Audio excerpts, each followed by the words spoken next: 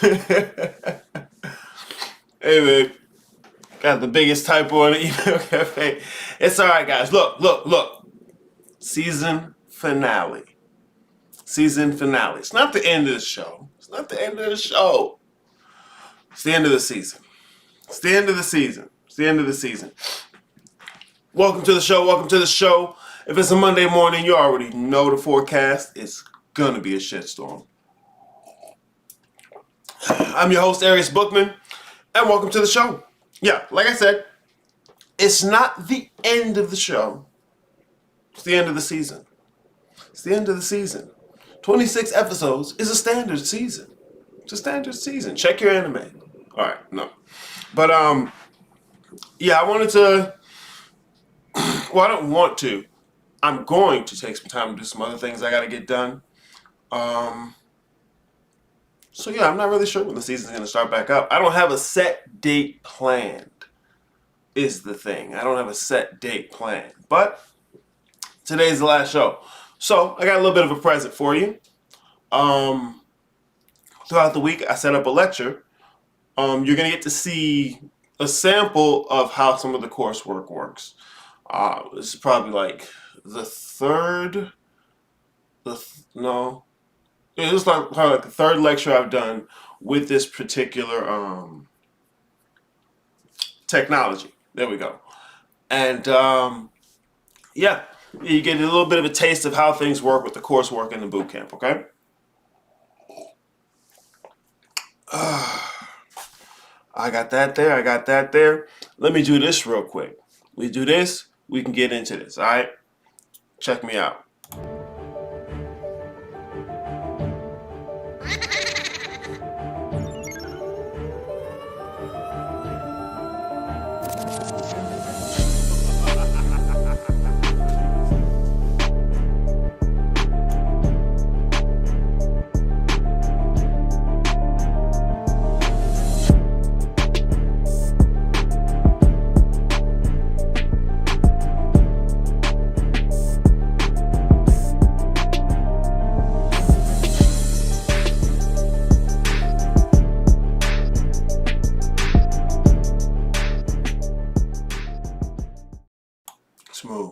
Smooth.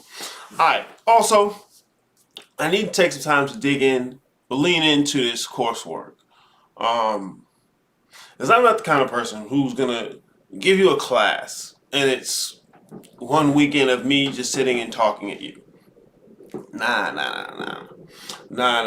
I gotta set it up. But it's already looking nice. And as you can see, you're going to get one of the lectures. I'm going to give you a little bit of what's the word I want here? Taste. There we go. A little bit of a taste of how some of this works, how it's set up. And like I said, the classes ain't gonna be just me talking to you. If you took the boot camp, you know the class ain't just gonna be me talking to you. Cause I feel stupid doing that. Like I can just talk here, and you can just watch that. So, want to get into that? 26, the number of God. How fitting. How's 26 the number of God? Well, which interpretation is that? Because motherfuckers be saying every number is the number of God.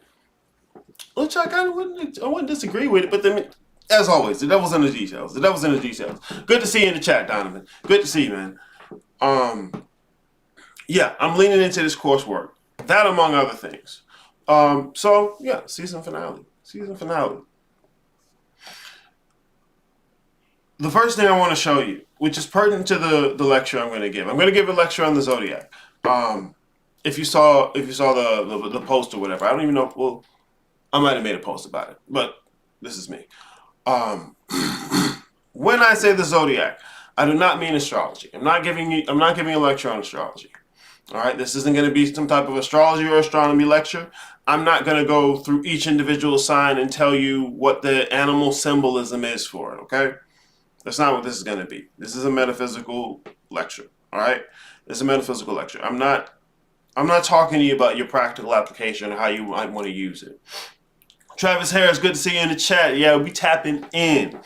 Turning the tap up, and the shit is on its way. But the first thing I want to do, like I said, It's pertinent to the show.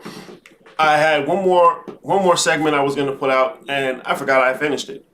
But it's perfect timing. This is going to work out well.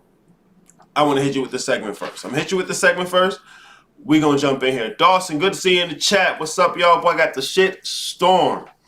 Y'all already know how I go. If you don't know, you about to learn today. Fuck you talking about. All right. Where am I going? Right here. All right, y'all. Check this out. Cast the spell. Yo. The all is mind is an axiom of metaphysics that many are familiar with. Mind, however, is not thinking. It's the threefold pattern of the Trinity. At this point, if you haven't asked yourself already, I'll go ahead and pose the question for you. What exactly is the Trinity, and how is that mind? Said differently, what is mind?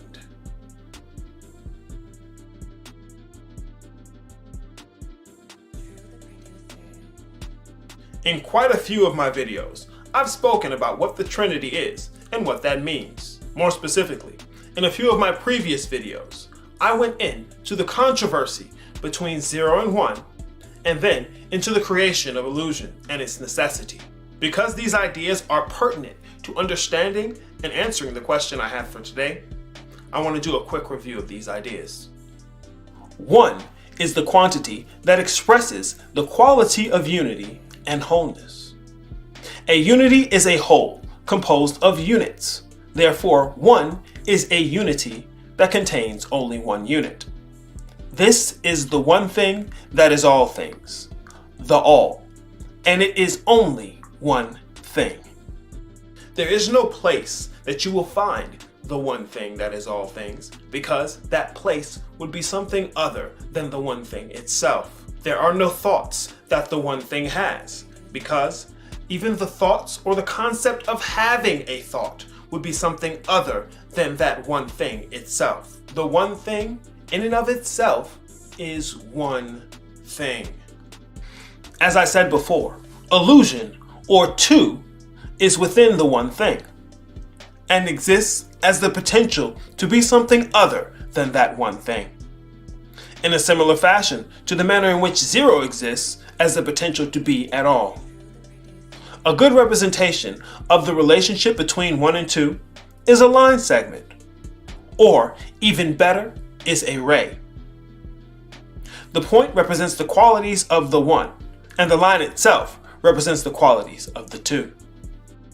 The interesting thing to be remembered about the dynamics that are reflected in a line segment is that the relationship between those 2 points creates a third point intrinsically. That third point is the subject of our segment today. Now, to help you understand the Trinity a little bit better, I have an axiom that I consistently give to my students and clients. 1 gives rise to 3 by way of 2. That midpoint created on the line segment by the relationship of the 2 points is in fact a point in and of itself, although unexpressed and potential, the same way that 0 exists as empty space. It is most certainly a different type of point than the 2 points that give rise to it. As I have said before, that which connects 2 things is a thing in and of itself, although a different type of thing. This midpoint that exists as unexpressed potential, when it does express, does so as the Trinity, because 2 exists within 1. When you have 1, you have 2. By that same degree, because 3 exists within 2, when you have 2, you have 3. This relationship results in a dynamic multiplicity between the quantities 1, 2, and 3. Said differently, this is the reason that 1, 2, and 3 can be almost interchangeable in terms of symbolism when it comes to metaphysics. 3 is creation itself in its rawest of forms. It contains the stability of unity which it inherits from 1, and the potential to be something other than 1, which it inherits from 2. And in and of itself is the first thing to be created with the tools of 1 and 2 upon the medium of 0. Said differently, with the expression and manifestation of 3, This is the first time that anything is a thing aside from that one thing that is all things. It is the first thing that is a thing in and of itself. The Trinity is not complex to understand. I will tell you though, it is the basis of occult metaphysics. If you understand the Trinity and the dynamics involved, you will be able to comprehend many, many other things. Continuing, to get to the point of why the Trinity is mind, remember, mind is not thinking. To answer the original question though, I'll ask you this. What is it in all of this unfolding that is actually changing? From the unfolding and defining of 1 and 2 unto 3, what is it that has changed?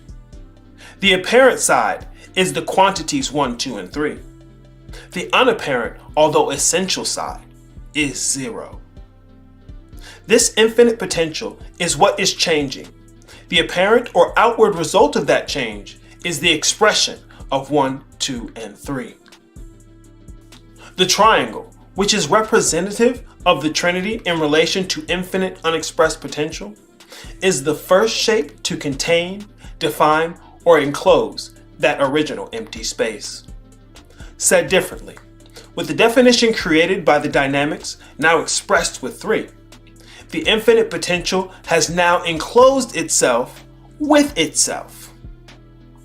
The unexpressed infinite potential has taken on definition of its own, not simply unfolding into itself as 0 does with the expression of 1 and 2, but unfolding a self within itself. This is the first instance of being, and this simple framework is the basis for why all that is to come after will be made in this image. The Trinity, or the threefold pattern, is the metaphysical basis for all other expressions. It's reflective of the same way that in geometry, a triangle is the basic unit for all other geometric shapes. Mind is not thinking or mentation. The threefold pattern of the Trinity is mind. That is what all is. The Trinity is not simply the image of the all, but it is the all, expressing itself from 0. It is that which saves the one from being only one. The Trinity is the basic format of being that succeeds where the one has failed. It is the savior of all of manifestation, the beginning and end of all things. If you can master the Trinity and the knowledge possessed herein, you can master the mind and the dynamics of its nature. That feat, however, is more than simply telling yourself that you get everything I just said. Last point, what you thought you meant when you said mind was incorrect. What you meant to say was the psyche.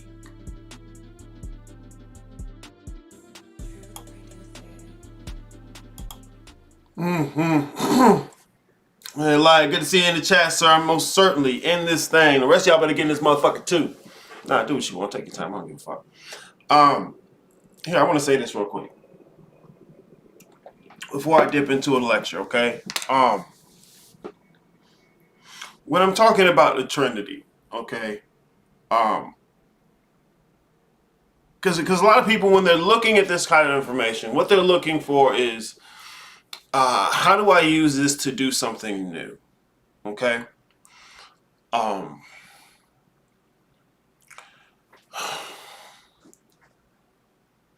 Here's the thing. This is the emphasis that I usually give my clients. Okay. There isn't a new thing to do. The reason you're pursuing that is because you don't know what to do. But if you examine that and get past that block of I don't know what to do and not look for the new thing to do, that's what's going to help you. Most of people's issue is that they don't know how to re-examine what they already have. They're searching and searching and searching for some new thing that's going to make them feel like, wow, this is it. Wow, this is it. I found it. Wow, this is it. And that's not what you're doing here. Because I can tell you right now, what you need to be looking at is what you have now. The things I'm giving you are for you to reframe what's already in your hand. You make the claim that you're the one thing that's everything. I'm God. I'm the Most High. God is in me. Why the fuck do you think it's something somewhere else? Some other thing out there that you're going to find. The perfect spooky book. Somebody else's channel that's perfect. Right? Well, channel's fucking perfect. Anyway, you find somebody's channel. Oh, this is it. I finally found it. I got it. You found the perfect meditation. You went to some stupid high mountain monastery and you're like, oh, now this is it and I got it. No, you. Neither shall I say lo here or lo there, for the kingdom of God is within. But what the fuck do you mean by within? Because I'm not talking God body shit. Alika G is good morning. Good morning. Good to see you in the chat. Welcome to the show. I'm not talking no God body shit when I'm talking going within. See, I make watching Flatland part of the boot camp so that you can comprehend your own deficiency. I'm not telling you how to get over your deficiency. You know how to get over your deficiency. I'm telling you how to comprehend the deficiency. Go and check Flatland out. If you haven't watched, if you've been in the boot camp, it was part of the homework. If you haven't been in the boot camp and you just sit around, you don't even do what I tell you to do, you probably haven't watched Flatland. Go watch fucking Flatland. Watch Flatland. The square, when he didn't understand the additional directions around his existence. The line, the points in the line, didn't understand the direction. And when the square went down to look at the line, he was like, ha ha, look at you. You can only see forward and backward. You don't get north, east, south, and west. But the square didn't get up. You couldn't explain to this motherfucker up. When I'm telling you go within, it's not some other new physical world thing to do. Like, this is why I don't give motherfuckers practical methodology, because you're not going to be able to do anything practical unless you have a theory behind it. Unless you have give me the word. Unless you have a sound grasp of the theory behind your methodology, you're not going to get anywhere with it. You're just going to be doing what somebody told you to do again. Motherfuckers don't. So quick to figure out a way to be able to do whatever the fuck you want. But you've always been doing what you want. Nigga, what is you? What is you? The reason you can't grasp the fact that you got the choice to do this shit is because you're so caught up in the fact that, oh, this is why I don't do this. This is why I don't do this. This is why I do that. Weak motherfuckers just walking around talking about the affirmation. I'm powerful. No, fuck you not. Fuck out of here. What is you? How are you framing reality? You already have the thing. You could not have the thing. You are the thing. Like, you can't. There's nowhere to go to get it. What you have to do is re-examine and reframe your own ideas now. What you think you know. What you thought you knew. What you thought you was right about. Niggas gonna run away from Christianity, don't even know what the fuck they looking at. I'm not telling you to go worship white Jesus. I ain't telling you to worship nothing. What I'm telling you is you don't know what the fuck was in your hand. And you still don't. Which is why you can't move forward. Oh yeah, you can do the things you can show motherfuckers on Instagram that look real good. That don't mean you're going nowhere. And if that's the measure you use, bro, you should have stuck with Christianity. You should have stuck with Christianity. Hell, most of you niggas is still with Christianity, but you're bad Christians. You don't even know how to... Did you see that? You see that? I was going.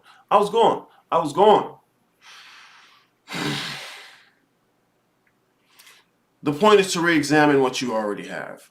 That's part of the reason I'm giving this lecture right now. It's part of the reason I teach the stuff I teach. It's because the answers aren't difficult. The thing is always right there in your face. But it's about how you're framing reality. You want to say you want to create my own reality, you have to know the mechanism for how you even began to frame it in the first place. Well, I've never been creating my own reality. I'll be damned. You've always been doing it. But how are you looking at it? How are you framing it? And with the human framework, which isn't Homo sapien, it's the thing we overlay over Homo sapien. With the human framework, you're going to miss it. Every time. Every time. It's your premises of thinking. You end where you begin. But if you know the Zodiac at all, you know a little bit about that. Perfect transition. So, we're going to get into this. Lonnie Sanders, good to see you in the chat. Yes, sir, the season finale. Show's not over, but this is the last episode of the season. Last episode of the season. All right, y'all. Watch me do this. You don't like this. You're going to like this. You know what? Fuck it. If you don't like it, I like it. Nigga. Where your girl at? All right. Welcome. Now, that first video on the Trinity was pertinent, okay? Like I said in the beginning, what I'm doing here is a metaphysical lecture, okay? This is not a lecture for your practical methodology. I'm not talking to you about astrology. That's one method of using this in a practical sense. And when niggas say practical, they mean physical. So shut the fuck up. Like, that shit be killing me, trying to find a new way to slip around the fact that you really think the physical world is reality. No, I don't really believe that, bro. Yeah, you do. Yeah, you do. By your actions, a thing is defined. Yeah, you do. But it's okay. You gotta not know before you can know. So if you're sitting here trying to be the nigga with the chest out on the gram, doing it for the gram, how you talking about? You gonna miss it. All right, y'all. Let's get into this. Smoke. Boom. All right. What is the zodiac? Okay. Now, most people only know the zodiac when it comes to astrology. All right. That's what I mentioned. Just to be clear, to be as clear as I can, the zodiac, astrology is a mixture of the zodiac and astronomy. Okay? You take the two, combine them, you have astrology. The zodiac is the 12-fold pattern. Okay? It's that collection of 12 units in a whole. This is what we're talking about. Pablo, what Pablo at? Wholeness head ass, all right? This is about wholeness. Instagram occultists. Yeah, man, these motherfuckers don't know what they're doing. But it's okay, because everybody right, so nobody checks that shit. But it's all right. It's all right. It's all right. The lecture. You see I was about to get triggered. What we're talking about is unity, okay? A unity is a whole composed of units. I said it in the last video. A unity is a whole composed of units. Unity, units, okay? The zodiac is a unity composed of 12 units. That's the emphasis here, okay? That's the basis. Just real quick to give you this little tidbit, why astrology works, can be consistent, is because of the elliptical pattern, all right? It's because we move in a circle consistently. The same reason geometry works, because the numbers repeat themselves. They move in a circle consistently, in a pattern, in a cycle. What you're doing is overlaying the format of the pattern to find patterns that are within the original pattern. Okay? Like, for example, in numbers, you have prime numbers. Prime numbers denotes a pattern. Even numbers versus odd numbers denotes a pattern. Multiples of a particular number can denote a pattern. All right. In the zodiac, with in astrology, when we're taking the celestial bodies in the circular, there we go. In the circular or elliptical pattern that they take, it's a circle, it's a cycle. It repeats itself over and over and over. That's why astrology and things like geometry can work, okay? But we're talking about the zodiac here. Jacko Robinson, hi sir, good to see you in the chat. Just in time. Well, not just in time, but you're good enough, bro. Good enough. It's all right. It's all right, man. We got plenty to go. All right. This is a metaphysical description. We are looking at the underlying relationships between the dynamics being represented in symbol. The dynamics of the entire system are being represented in symbol. The point here is the circle, is your understanding of the circle, your understanding of unity, your understanding of wholeness. It's one thing to say, hey, we're all a reflection of each other. Oh, I'm mystical. Like, what does that even mean? How does that work? What are the mechanics behind that? See, most people just settling for blind faith, and they don't want to actually look at the mechanics behind it, because if they say, I don't know the mechanics behind it, then you go back to being, well, what the fuck are you talking about? How do you know? Look, you need to know the mechanics of how one thing can be all things. It's easy to say it. It's easy to say it, but to know the mechanics, all right? So the symbolism in the zodiac is representing the dynamics that are present, okay? Another little tidbit, and you know what? In all honesty, because I didn't know where to find this. I looked a little bit, but I was like, fuck it, I don't really care. Niggas gonna like it anyways. But the word zodiac supposedly has familiar relationship with the word zoo. Words evolve in families, all right? It's not like a nigga just walked outside, hey, what's that? We gonna call it a rock. No. Like, present languages evolve out of previous languages, and words evolve in families. Words exist in families. We use words in families, even though niggas don't usually examine words, so it doesn't matter. But anyways, yeah. So that's a little tidbit there. So when you think about the collection of units in this unity, keep in mind the idea of a zoo. Okay. One more thing here, and we're talking about what is the zodiac, all right? I'll say it this way. The zodiac is a 12-fold pattern that represents the 12-fold pattern of unity as one, okay? What we're talking about is one. We're always talking about one. All things are one thing. We're always talking about one. This is how one works when it's divided itself in 12 pieces, all right? So when there's 12 units forming a single unity, this is the dynamics of how they interact, okay? It's a map of manifestation. I'll get into that. All that being said, the main takeaway here is the emphasis on the circle. What is most significant about the zodiac is it's a description of the circle on multiple densities, okay? I'm going to show you a little bit of that here coming up. Proud of you, gang, standing on business. Man, that's grown ass shit, man. Grown ass shit. That's how you do it. The emphasis is the circle, all right? The emphasis is the circle. That's what we're talking about. The story is of the one. We're talking about the one. But to just say the one is only one thing, which it is, leaves you with no detail. You can't identify with that. You can't conceive that, all right? But the thing about one is it's unity, it's wholeness. So even if you have two units, they're still forming one unity. But when you have 12 units, which is what we're talking about with the zodiac, there's a particular dynamic between the units that are involved, okay? Continuing. One element that most people forget when it comes to the cycle is the element of motion. It's not only a cycle, it's dynamic in its format, okay? It's one thing to look at the 12 signs, okay? It's another thing to look at them in a dynamic manner, or when you add the element of motion, okay? Because when you're looking at the zodiac, it's not just simply a map. It's meant to be traversed, all right? It's mapping out a journey, so to speak. But the point is the journey. The map is only telling you where you are in the journey. The point is the journey itself, okay? So a lot of people, when they're looking at the zodiac, well, to be fair, a lot of people when they're looking at the zodiac, they're thinking astrology. Those people aside. If you can think the zodiac without astrology, you still need to add the element of motion to actually comprehend how the dynamics work, okay? From there, I want you to remember... Yeah, like I said, it's a representation of the circle on 3 different densities. I'll talk about each of the densities as we move forward. But look, you can already kind of see it a little bit here, okay? I got three different depictions of the same thing. Here, the element of motion is added in. And we're going to get into a little bit of all that, but I want to make sure you have the basics of how the zodiac is composed, okay?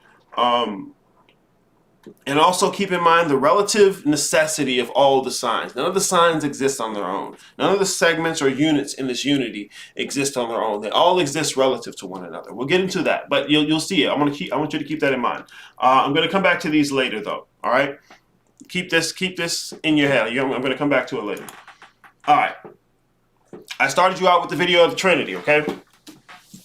When we're talking about the zodiac, it's the union of 3 and 4. This here is gonna be how the zodiac is able to represent all that it does. Okay, when I'm telling you all these different things that are manifest in the representation of the zodiac, there's a reason they're there. All right, the principal reason being this is a map of the union of 3 and 4. What do I mean when I say the union of 3 and 4? Okay, just like I talked about in the video before this, how 0 expresses itself as 1, 2, and 3. Okay. There's an interesting relationship between 3 and 4. At first, coming out of 1, 2, and 3, 3 gives rise to 4. So that's the first union, okay? But the relationship that's there creates a particular dynamic. 3 giving rise to 4. The next union of 3 and 4 is 7, where you have 3 plus 4, all right? And so now they're a little more intimate, okay? First it was 3 giving rise to 4. Now it's 3 plus 4, which is 7, which is another crucial number. But when you get to 12, this is 3 times 4, where that intimacy is taken up another notch. Okay, that's the thing to be remembered here. You're looking at a particular version of the relationship between 3 and 4. All right, you're getting more detail to the dynamics that are present. All right. Yeah. Okay, so like with 3 and 4, when you add them together, you got things like the 7 days of the week, 7 years of plenty or 7 years of famine, the 7 trumpets, the 7 seals, the 7 chakras. So there's significance in the relationship of 3 and 4 added together. Just like there's a significance in 3 to 4, because now you're taking creation, you're mixing it with form. You're mixing it with form. Creation and form are very, very intimate. And here's a different word aside from form. The created. All right. 3 is creation. 4 is the created. All right. That's a more intuitive idea of what's going on there. Okay. And also, one more thing while we're right here. All this starts with 0 and 1. Okay. The whole process starts with 0 and 1. That's the big controversy. What ultimately happens down the number line is that you get 10. It's the first expression after 9. Okay, 9 is 3 threes, so it's over here a little bit. But 10 is completion. Why is 10 completion? Because you change the relationship that's involved in the union of 0 and 1. First, 0 is giving rise to 1. At 10, 0 and 1 stand next to each other. Okay. But to truly comprehend the effect or the impact of that particular union, you have this relationship between 3 and 4, which expresses to you what all's in there. All right, why it even matters that this union has gone on, because 0 giving rise to 1 is not the same as one standing next to 0. Okay, like the mother will give birth to a child. Okay, but that's not the same as a father standing next to a mother. You still got male and female. You still have a relationship here, but it's not the same. It's not the same dynamic. All right, and the dynamic of the units involved is what we're talking about. Is what's significant here. We'll get a little bit into 10 because you got to go through 10 to get to 12. All right. The 3 modalities, okay? Just to make sure you have a comprehension of what the fuck is going on, why it's here. All right, this is the aspect that's representing 3. This is when I say representing, it's not just spooky hidden symbolism. It's representing. The prefix re means to do over what's already been done. Okay, reload. You got to load again because you already loaded it. Repeat. All right. So when you're doing over what's already been done. All right. So when you're representing, this is how can I say? I can taste the way to say this. This is the sign of the presence of 3. This particular dynamic that's created by the modalities. It's the signal for the presence of 3. Okay. Just a few points I want to make sure you have on the modalities. Okay, if you don't know if you don't have a basic understanding of the zodiac, like you know what the little individual signs are, you know how to flip a cardinal and fire. Okay, if you don't understand that a little bit, please take some time. There's so much information out here, but I'm trying to give you a metaphysical understanding of these things. All right, so the mutable aspect. All right, the mutable aspect is the moving modality. It's the dissolving part. Okay, so when we're talking about here, the destroyer, the dissolving part, it's a moving modality. All right, and the emphasis in the modality is motion. Motion and dissolving. That's the emphasis. The cardinal is also a moving modality, but it initiates. Okay, so this one, the generator, the initiator. All right, so both of these modalities, there's emphasis on motion. One dissolves, one initiates. These are the same principles that are expressed in the Trinity. When we're talking about the Trinity from the video before, these are the same principles that are expressed there. Okay, they're just in a different format, so you can see them in a different way.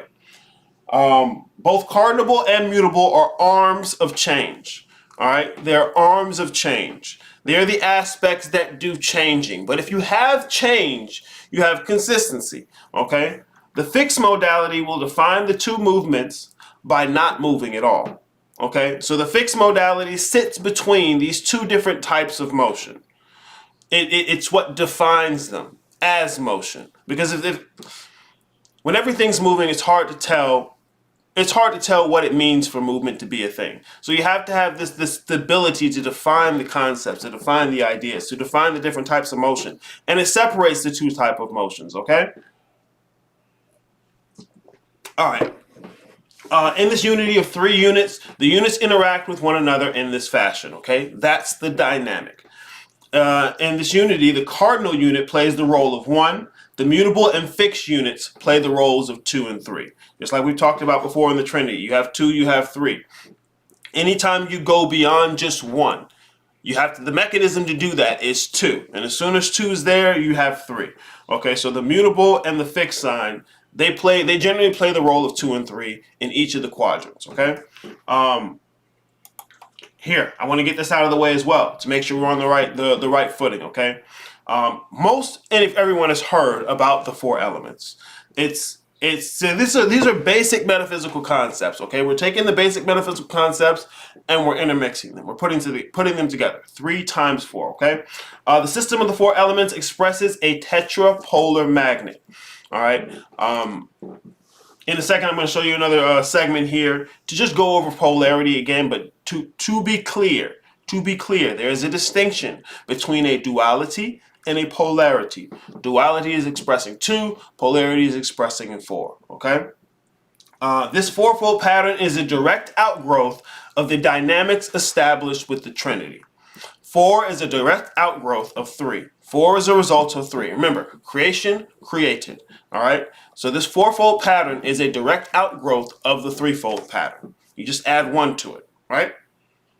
The Father doesn't give the Son, He is the Son. He gives the world that He so loves. You add 1 to 3, you get 4. That's earth. That's the world that the Father so loved. Not difficult at all, y'all. To be clear.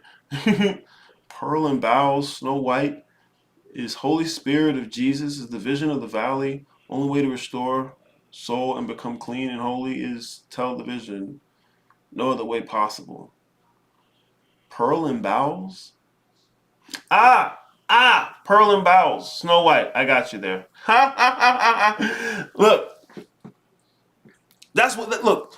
Those representations of explaining in the physical world. But, to the degree to which it exists in your body, it exists the same way. The body is made in the image. The 3 is the image and the 1 is the thing you're taking an image of. Okay? 3 is the image and everything after the image is created in that image. Yeah. Nuclear bomb in green Volvo. Parks in Chicago, Maryland.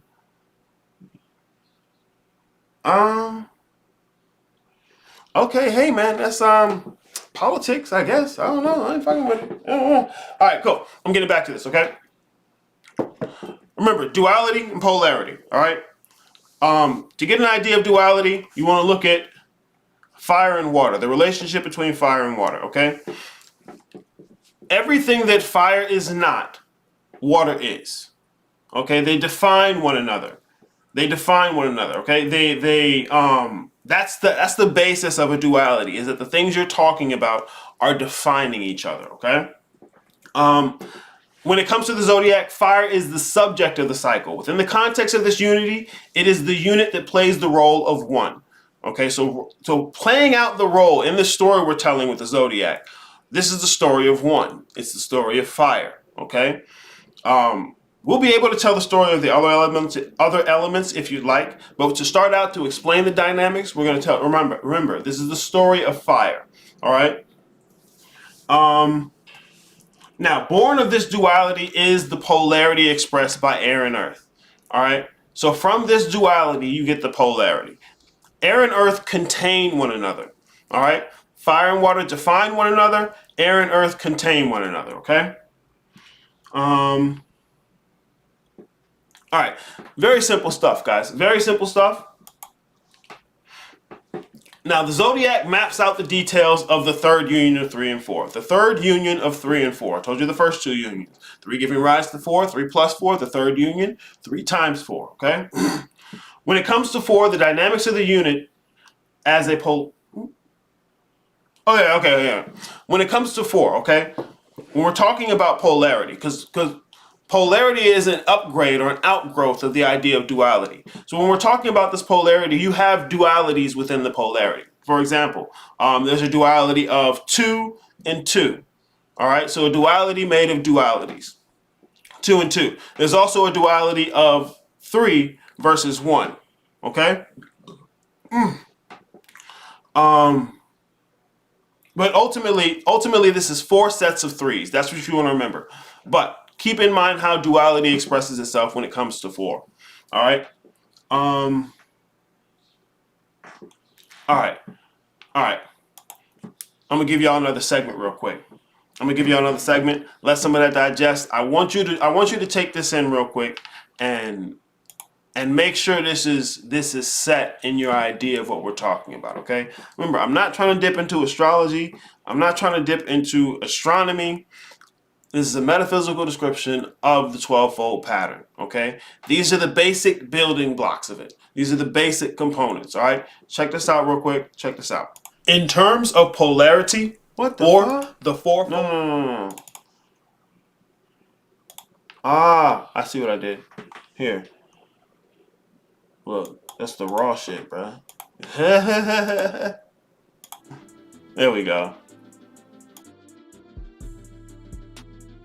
In terms of polarity, or the fourfold pattern, the emphasis here is that you are dealing with 4 units in a unity, as opposed to 2 units as in a duality, like I discussed before. I say this because quite often, the word polarity is misused as duality. And as I said before, although they do have similarities, the differences between them are both striking and clear once you get a hold of the details. Now, going back to those 7 Hermetic principles, we'll take a look at the 4th of these principles, where duality was being expressed within the law of correspondence, which is the 2nd principle. The law of polarity, which is the 4th, is quite plain. Keep in mind that were it not for correspondence or duality, which is 2, there could be no polarity, which is 4. Said differently, in the case of duality and polarity, the former gives rise to the latter. Continuing, as I have said, with the example using the 4 elements, the latter 2, earth and air, are born of the dynamics between the initial 2, fire and water. From the relationship with fire and water, all that is created and viable is contained or expressed as air, the 3rd element. While at the same time, not only the discarded residue of those differing dynamics, but the stage for the entire engagement make up earth, the 4th element. Similar to duality, polarity can be defined as the quality or state of having 4 different or opposite parts or elements. Aside from the 4 elements, which for the most part, I would rather save an in-depth explanation for when I do my segment on the zodiac, there remains another pertinent example that I can rely on. That example is the concept of a tetrapolar magnet. When most would imagine a magnet, notably, there is known to be a north and a south pole of the magnet. Even if you cut that magnet in half, those halves will now possess a north and south of their own. This is quite commonly known. To examine further, however, the effect of this north and south pole on the magnet is the magnetic field that surrounds and is created by the magnet itself. This is a result of electron configurations, and in magnetic materials, there is an upspin and a downspin to these electrons. I'll avoid the chemistry class for now, but I'll leave you with this here. The dynamics in the elements seen in a tetrapolar relationship is the essence of a polarity, where the north defines the south and the relationship between the two gives rise to the east and the west. just like the upspin and the downspin of electrons, resulting from the north and south poles of a magnet.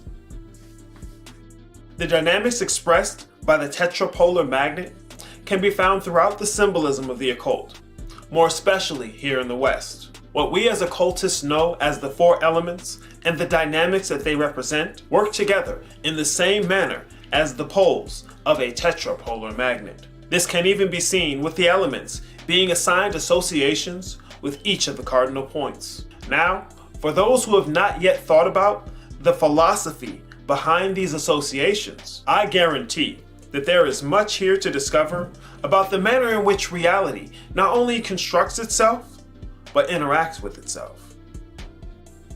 The same expression can be seen within the dynamic relationship between masculine and feminine alongside male and female. Even within Kabbalah, there is a teaching of the four worlds, or four trees of life, emanating out from the primordial Qalipoth and reconnecting at the kingdom, with Malkuth forming a square at the base. The Most High giving rise to the Most Low, if you will. In conclusion, and as I have expressed before, it is no coincidence that the fourth Hermetic principle is polarity and not the second, or that Christ, who is the third aspect of the Holy Trinity and as such creation itself, dies upon the earth, or the created, by way of the cross, which is a symbol for the fourfold pattern. That 3 dying to 4, only to rise as 5. But we'll talk about the fivefold pattern in another segment.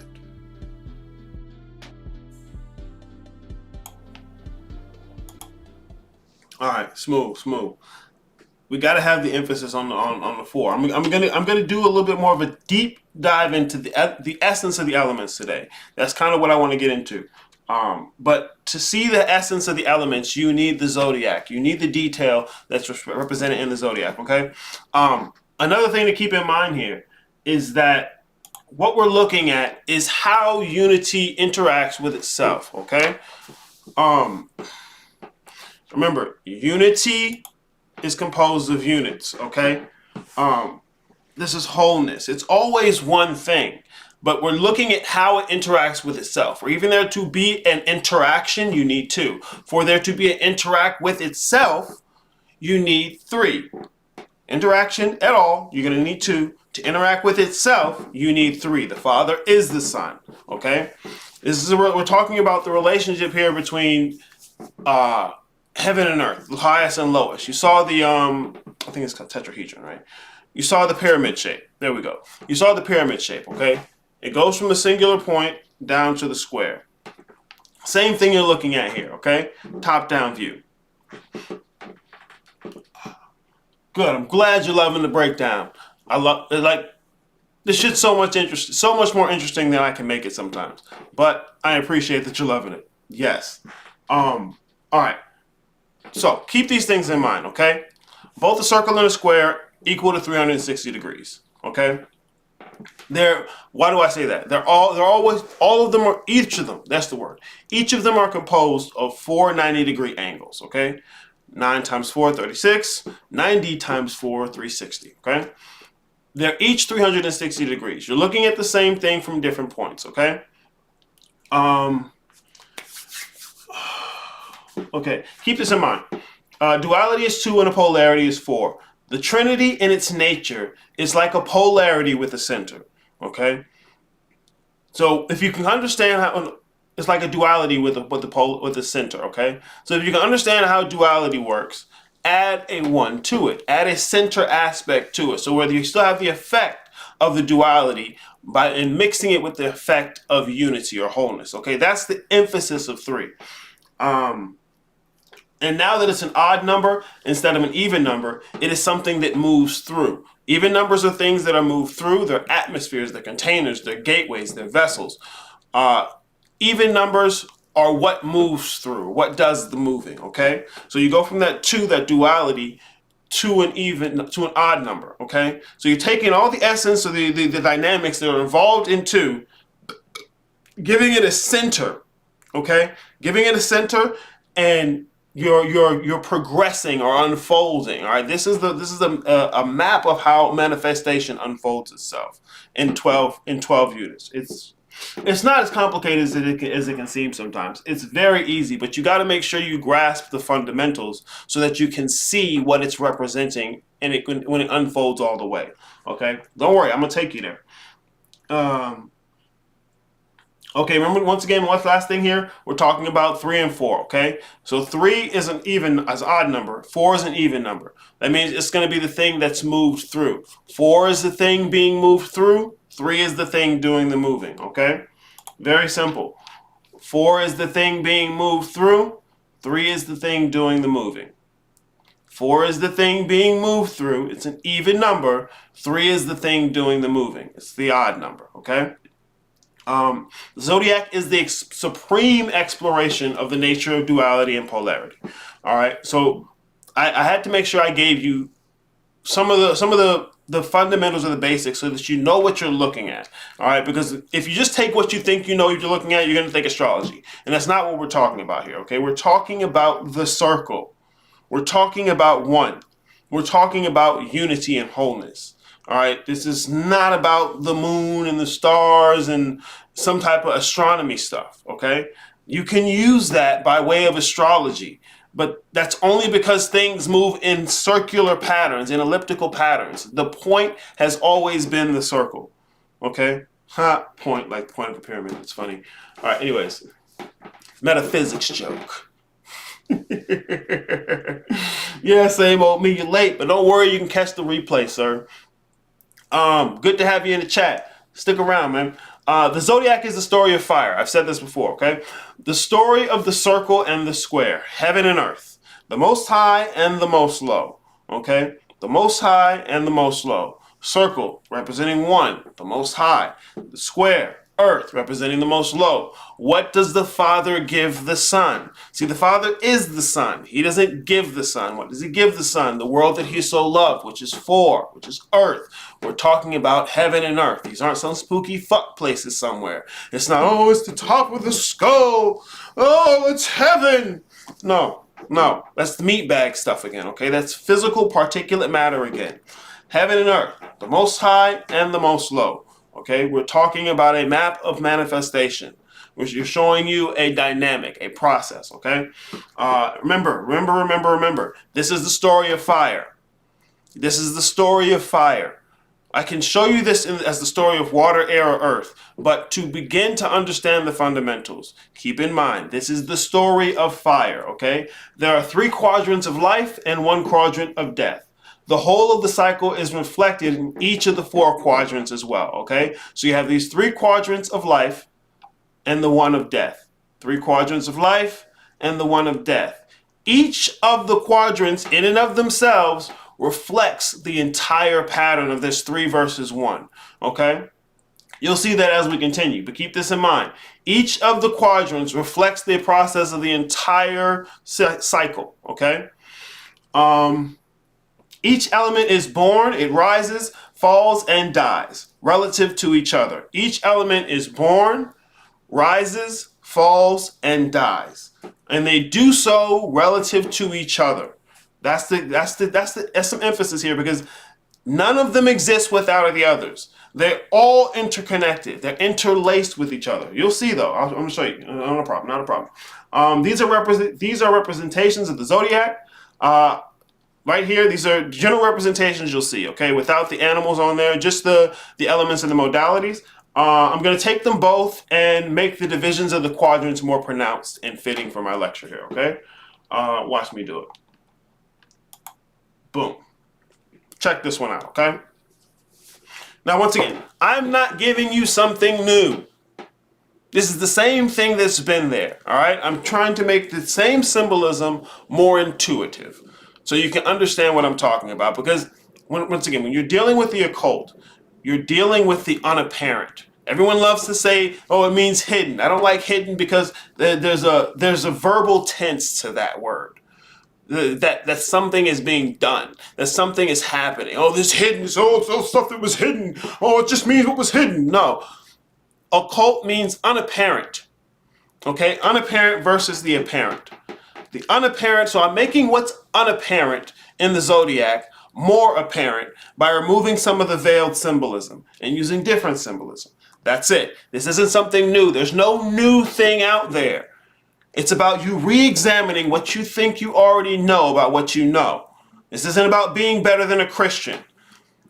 Fuck it. This isn't about being better than a Christian. This is about being better than what you think you are. Fuck out of here. Remember, this is the story of fire. This is the story of fire. There's arguments to say that the story of fire truly begins in the quadrant of death.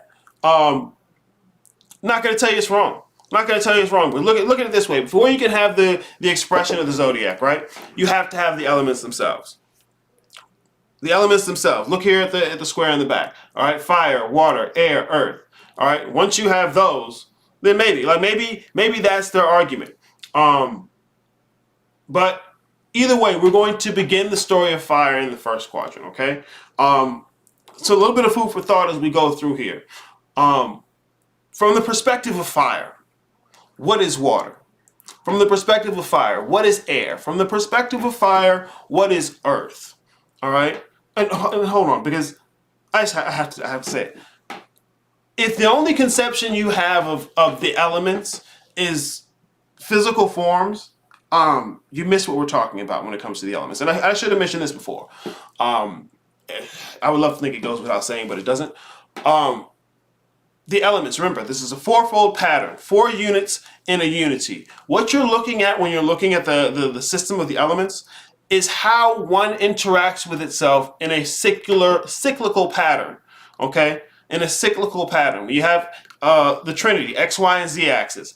4 is the grace of God. It's time. It's what allows there to be a created, okay? So the element of motion, the cyclical motion is involved when we're talking about the elements. So the elements aren't earth, air, water, fire, and just the physical sense. Okay, the physical sense of them is a symbol for the concepts that are underlying it.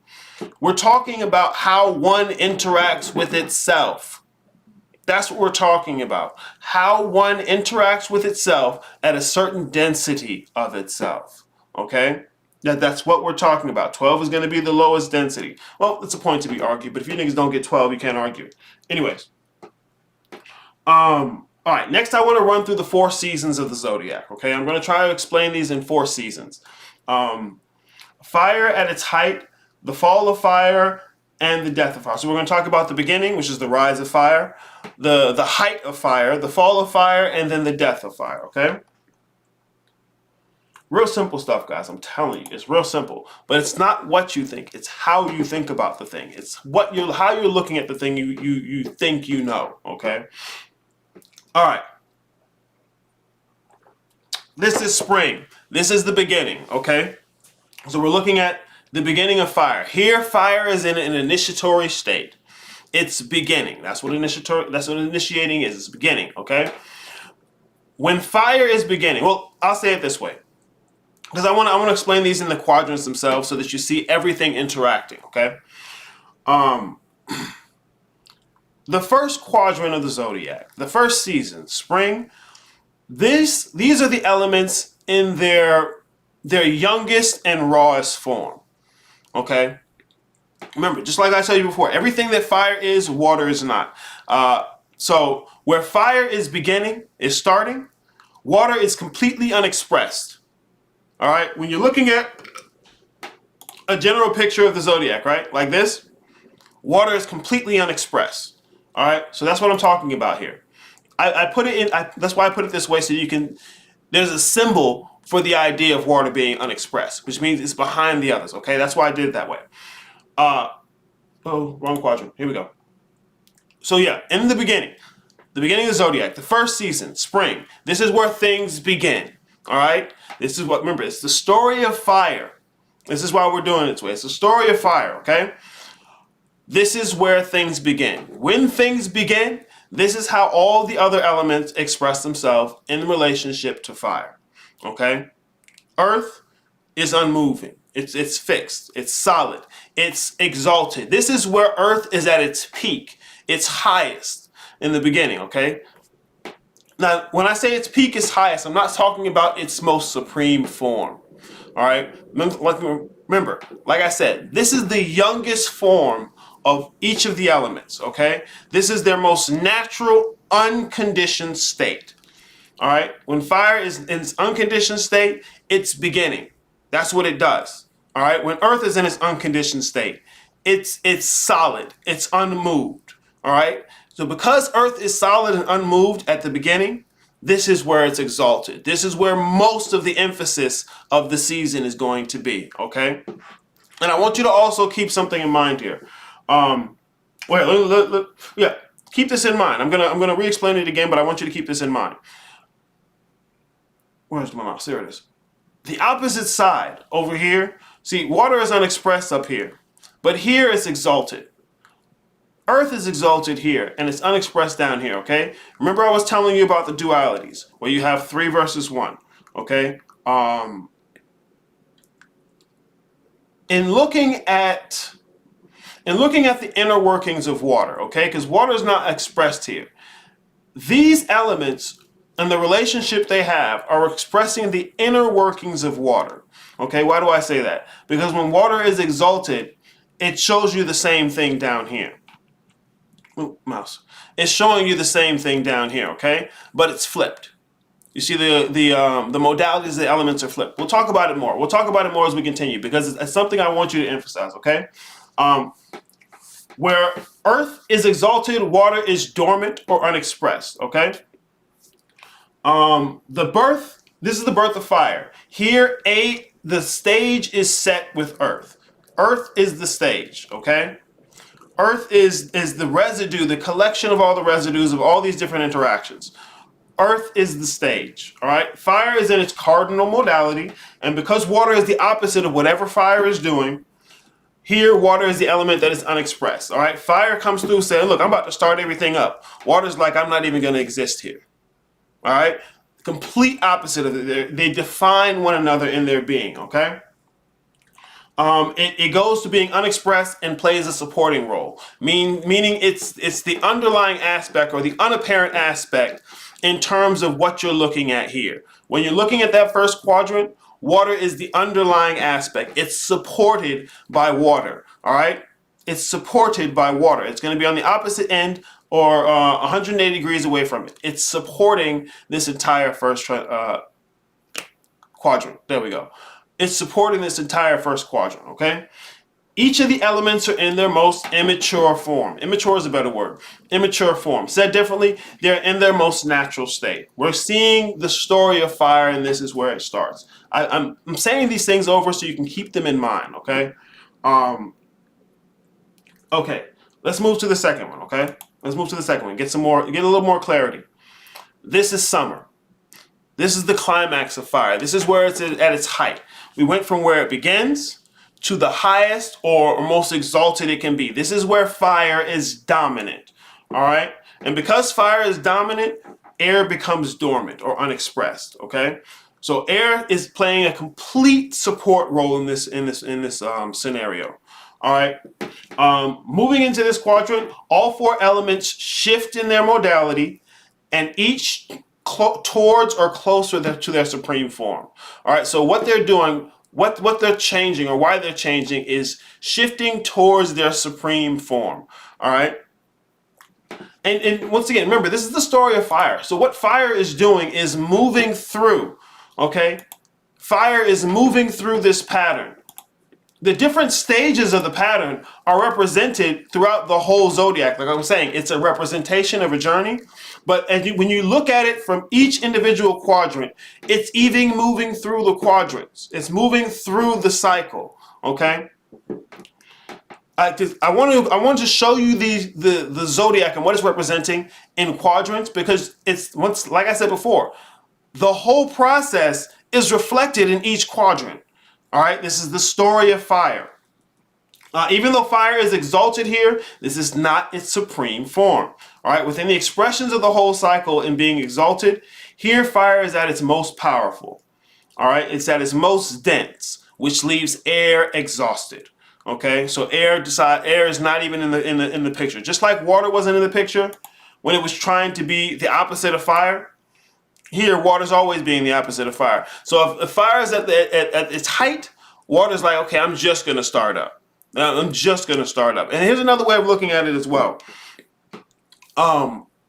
When fire is exalted, or when fire is the dominant element in the scenario, not only is the stability that Earth had dissolving, but this is the place where water is, if it's going to survive, it has to be its strongest. It has to be active. It has to be making an effort to survive in the midst of fire being so dominant, okay?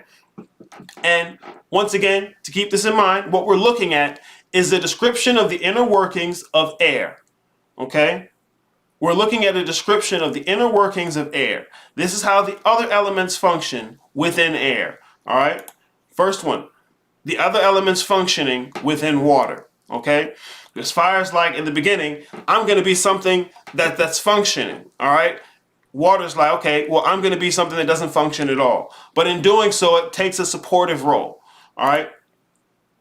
Same thing here. Air is taking the supportive role. And the other thing I want to mention, Earth is dissolving. What was exalted is now dissolving. All right, what was exalted is now dissolving. It makes way for something else to be exalted, and it begins this process of dissolution. Okay, keep this in mind. Keep this in mind. All right, this is fall. Okay, this is the resolution of the story. You had the beginning, you had the climax, and now we're on the resolution, the downward fall. Okay. And this is where water is exalted. Okay, here, this is one way you can think about it. I'll go back to the spring. Okay, the spring, you're thinking about a sprout. All right, it's just coming out of its most dense, the densest parts coming out of the earth. A nice little sprout of a plant. Okay, you get to summer, you got this full-grown plant. It's in all its glory with all of its leaves out, shining green and stuff like that. You get to fall.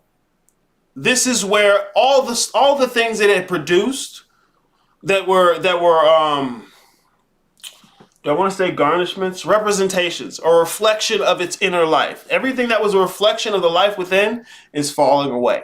Okay, it's not dead yet, but this is the process of it dissolving away from its exalted position.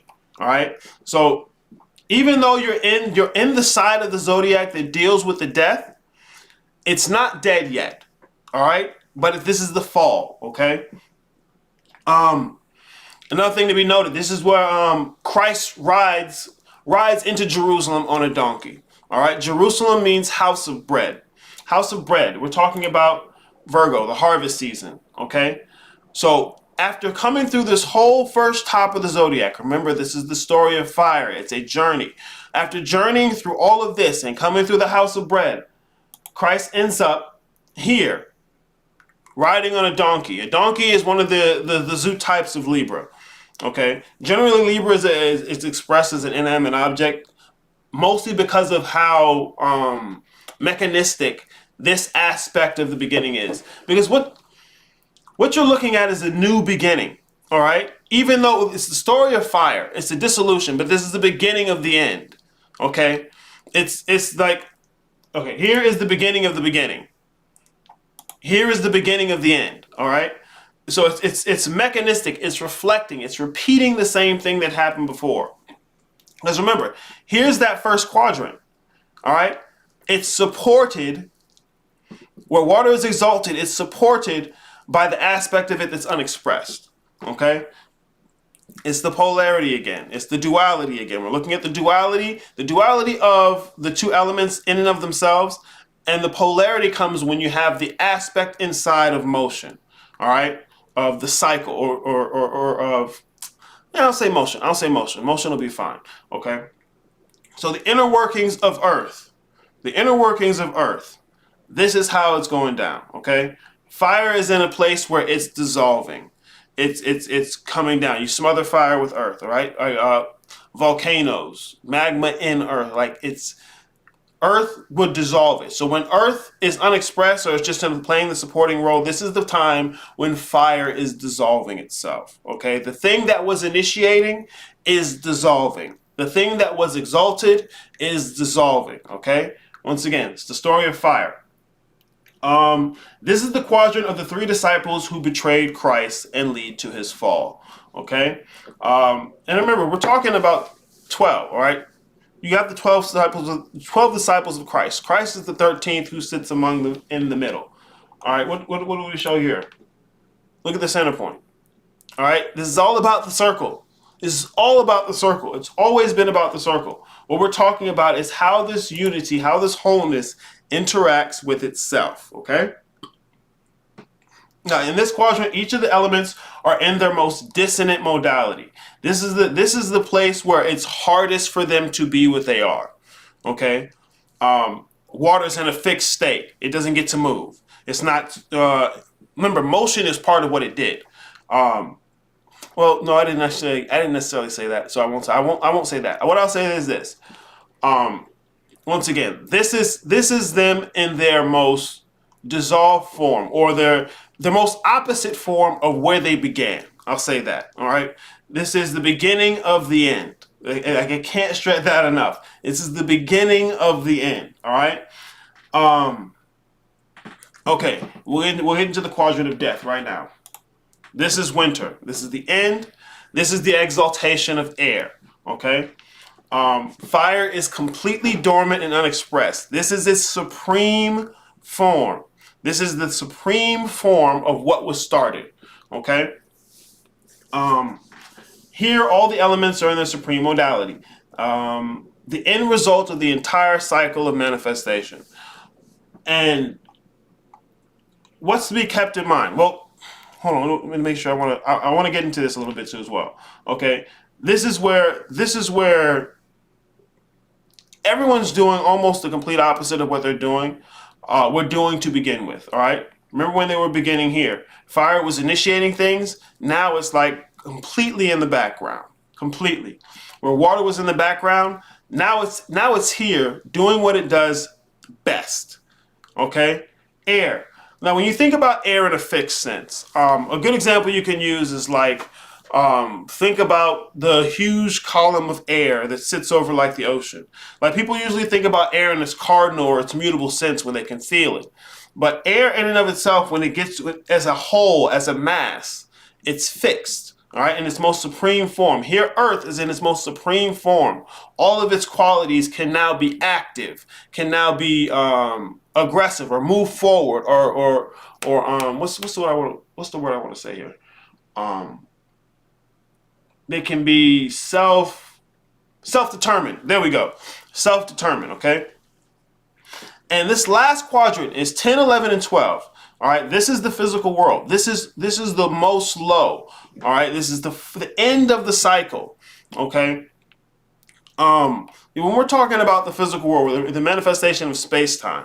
All right, because you have the primordial, time-space, and space-time. The time-space is divided into 4, 5, and 6, 7, 8, and 9. All right. So you have the first three quadrants. All right, primordial, 4, 5, and 6, 7, 8, 9. All right. Earth being 10, 11, and 12, the densest aspect. All right. This is what we're talking about here. This is the death of fire. All right. This is the death of fire. It's the story of fire. But this is the last thing you want to remember about this last quadrant. Okay. It's the transitional quadrant. All right. It's going to have you moving forward.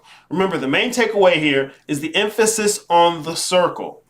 What is most significant about the zodiac is it's a description of the circle on multiple densities. All right. Like I said, each of the quadrants reflects the entire process in and of itself. Okay.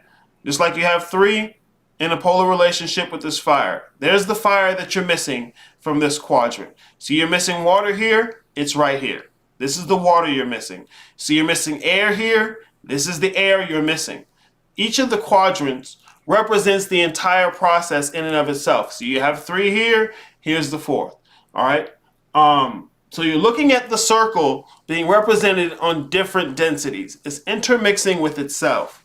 Remember, we're talking about unity, how unity interacts with itself. Okay? What appears to be a circle is an upward moving spiral. The loop of death and rebirth created by the map of this narrative in combination with the forward progress through the narrative. All right? So remember, you have the forward progress through the narrative, motion. And you add motion to this 12-fold pattern, to this cycle, you get forward movement, okay? Here's another way to look at it. All right? Just like I showed you in the beginning, this forward, upward movement, okay, created by moving through the cycle. Because by the time you enter this fourth quadrant, you're moving up to the next level, all right? This is going through the cycle. Here's the transition to the next cycle to begin again what was already done, okay? So far, we have gone through the flat density and the forward moving density, okay? Those two densities. After this, we will retouch on the third density. I spoke about it a little bit before at the beginning, but we're going to go back into it. All right, so right here, we've gone through the flat density, where we're just talking about the form. We're just talking about what's present, okay? We're just talking about the 12. I've added the element of forward motion by telling you the story of fire, all right? This is the story of Christ. This is 13, the one who exists in the midst of the 12 disciples, okay? It's the story of the circle. It's the story of fire, all right? This isn't to tell you some historical thing on the planet, okay? It's a metaphysical story. It's telling you the journey of fire, the unfolding of the one, okay? The symbolism, of the zodiac expresses the forward progression through its steps. That way you can see the movement forward with only 2 dimensions, okay? So it's not only is it showing you the pattern you're going to move through, but the way the symbols transmute themselves through the process is representing the forward movement, okay? So that way you don't necessarily have to put an arrow like this. See how this arrow represents the forward movement? The symbols of the elements themselves and how they're shifting in their modalities is what represents the forward movement. Okay, remember, look at it like this. Oh, okay, this is showing you, this is a representation of the forward movement, okay? But look at it like this. I told you, this is the story of fire.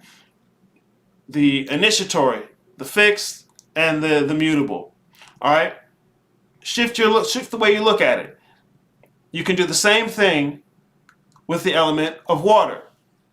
Okay? There's its story. The same thing with the element of air. All right? Here's the cardinal part, the fixed part, the mutable part. It's the same pattern. It's the same story. If you look at the pattern is telling you the forward movement is there. All right? It's the same thing this arrow is doing here. The pattern of the elements, the way they're transmuting through the process is showing you the forward movement, okay? It's really simple. All right, I got one more part to this lecture, okay? But I want to give you another segment. All right, I want to give you one more segment. I want to go back over duality one more time because I'm gonna emphasize a little more of the duality in this. Okay. So I told you about the different. Well, let me go back and tell you what I told you. All right, let me go back and tell you what I told you. Real shit. All right, I told you about each quadrant. All right, what we're looking at in each quadrant is the story of fire. So when you're looking at these pictures, look at what fire is doing. When you're looking at these pictures, look at what fire is doing. That's the important part. That's the important part, excuse me. When you're looking at these pictures, look at what fire is doing. All right? And we're only looking at single quadrants. All right? It's moving through, as it moves through the whole cycle, it's moving through the quadrant as well. All right? There are different levels, there are different densities of movement. It's moving at different densities. That's what I want to say. It's moving at different densities, okay? And while it's doing that, all the other units are doing the same thing. This is a dynamic. It's a dynamic, okay? They're interacting with each other dynamically. So when we're talking about the fourfold pattern, what we're talking about is how one interacts with itself when there are 4 units in the unity. All right, when there's only 1 unit in the unity, it's just one thing. We all know that. Everybody knows that. This is how it interacts with itself when there are 4 units in the unity, okay? It's moving through the quadrant.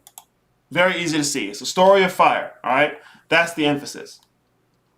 That story is a forward movement, and that forward movement is upward. or we'll say forward for now. You'll know why after I go through the next one. But yeah, it's forward movement. We're looking at the same thing. These three diagrams are the same image from different angles. Okay, very simple. All right. Let me give y'all this set real quick, and we're gonna continue. Check it out.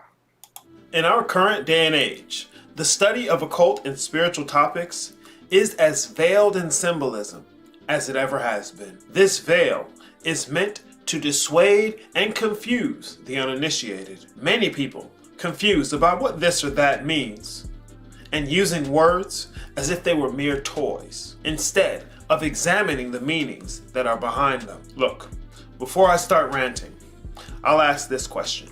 What is the difference between duality and polarity?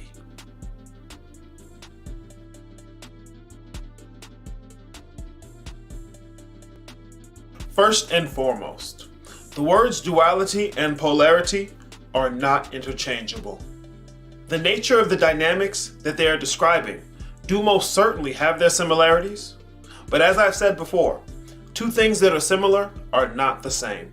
Duality and polarity are two different descriptions, describing two different densities of unity, and further yet, how those different densities of unity interact with themselves at different levels. Said differently, a unity is a whole composed of units. Units within a unity interact with each other dynamically, depending on the quantity of units involved.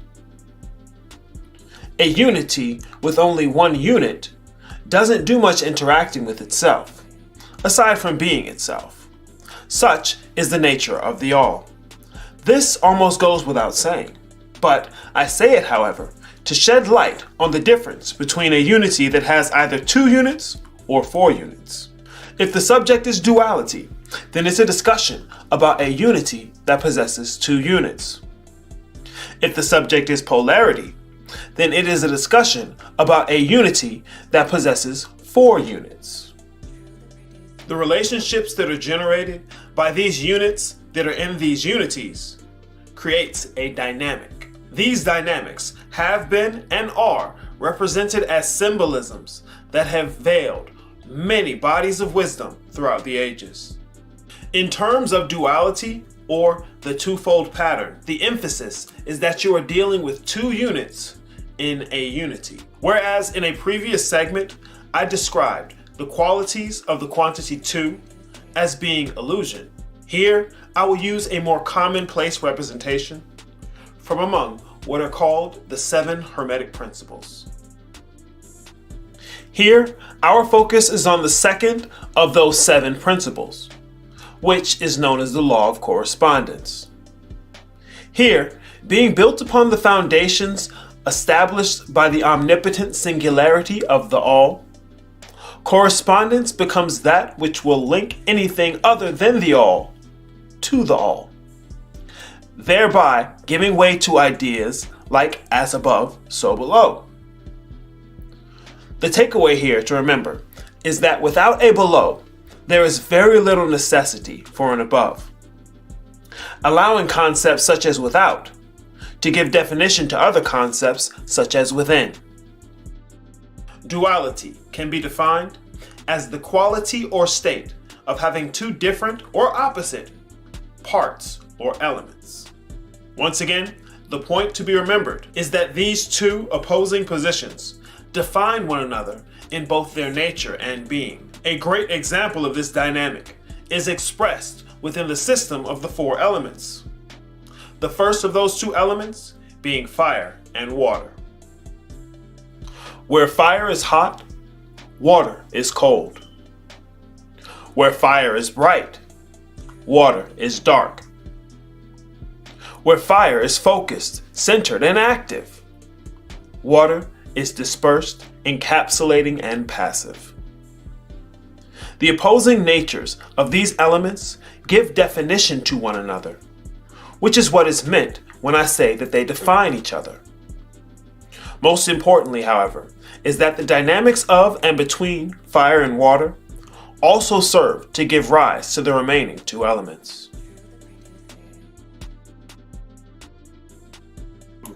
All right. Smooth. Smooth. Smooth. All right.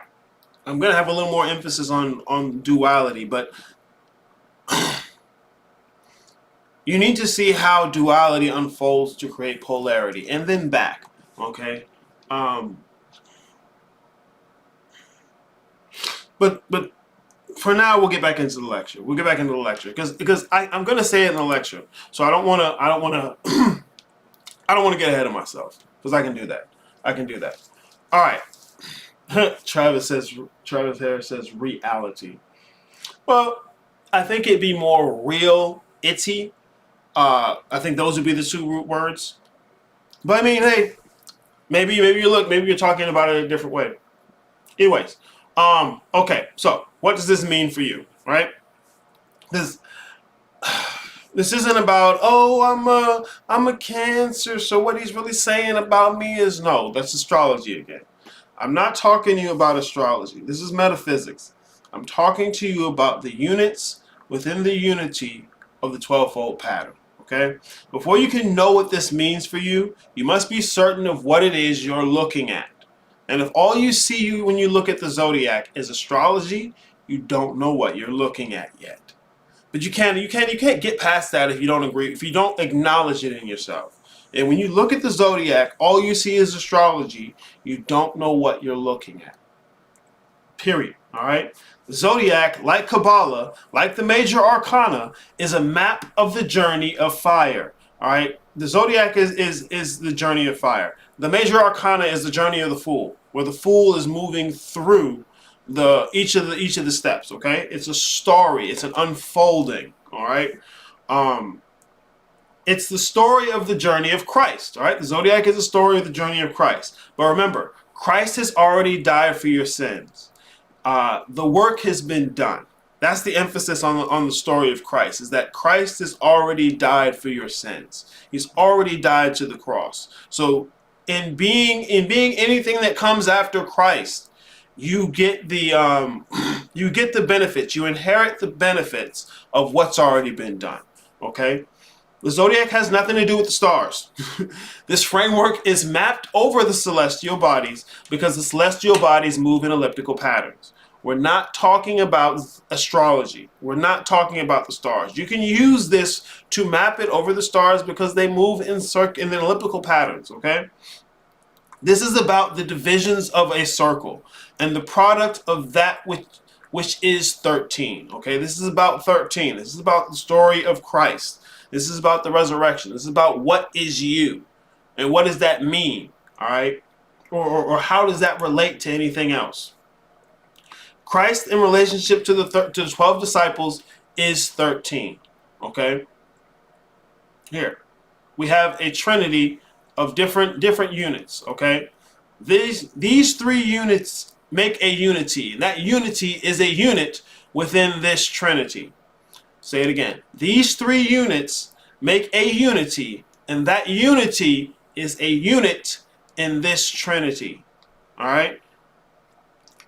This is how you get to 12. This is how that multiplicity plays itself out, okay?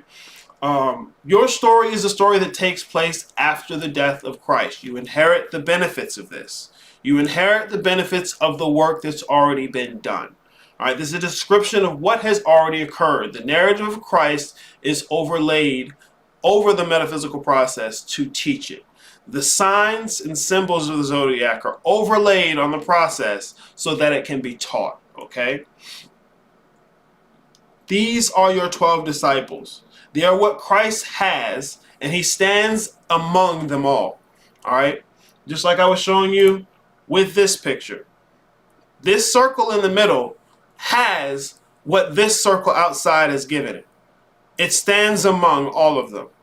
This circle on the outside don't stand among all of them. All right?